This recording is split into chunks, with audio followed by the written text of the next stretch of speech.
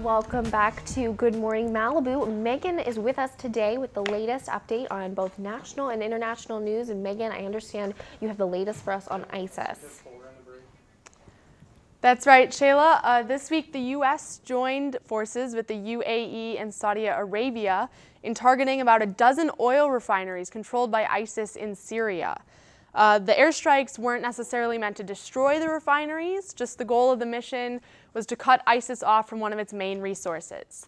Without boots on the ground, however, it will be difficult to know the extent and effectiveness of the damage until much later.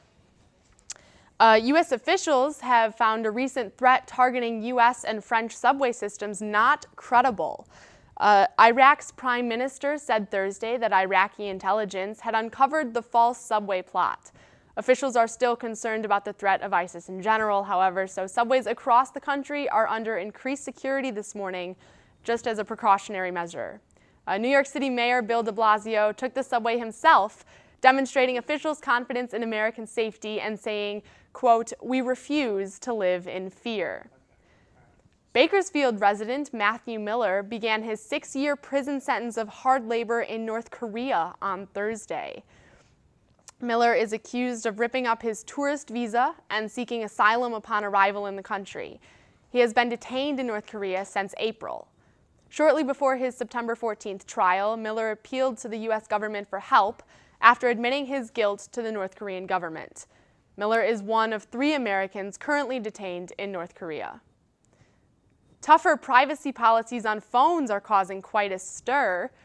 FBI Director James Comey addressed Apple and Google Thursday for making personal data much less accessible on new smartphone models.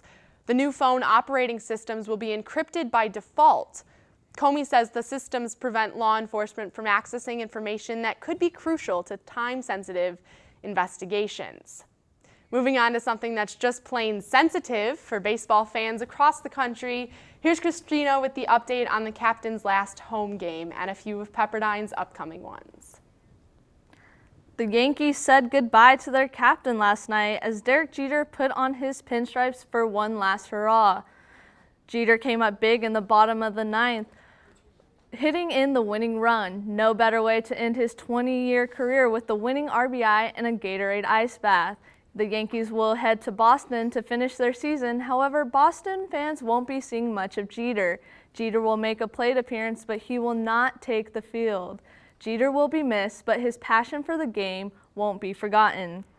Out with the old and in with the new, Wisconsin has taken golf to a new level with the new footgolf. No clubs or skills are necessary. All you need is a pair of shoes and a soccer ball.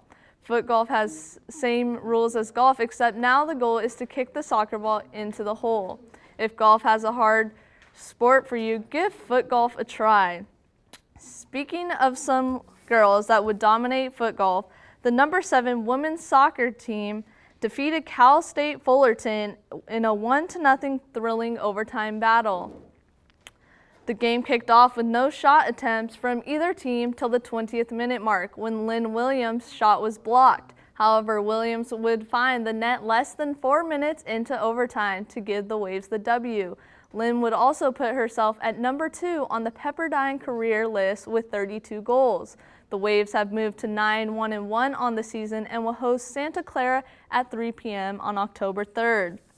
Heading over to the Diamond, Pepperdine's baseball coach Steve Rodriguez has received a 2-year contract extension, becoming the second longest tenure coach in program history.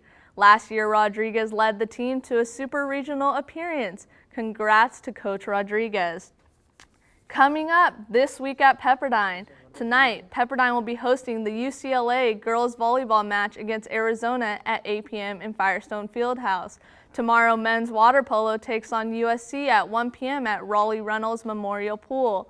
Sunday, men's water polo takes on Claremont Mud Scripps at 1 p.m. at Raleigh Reynolds Memorial Pool. Tuesday, women's volleyball takes on BYU at 6 p.m. in Firestone Fieldhouse.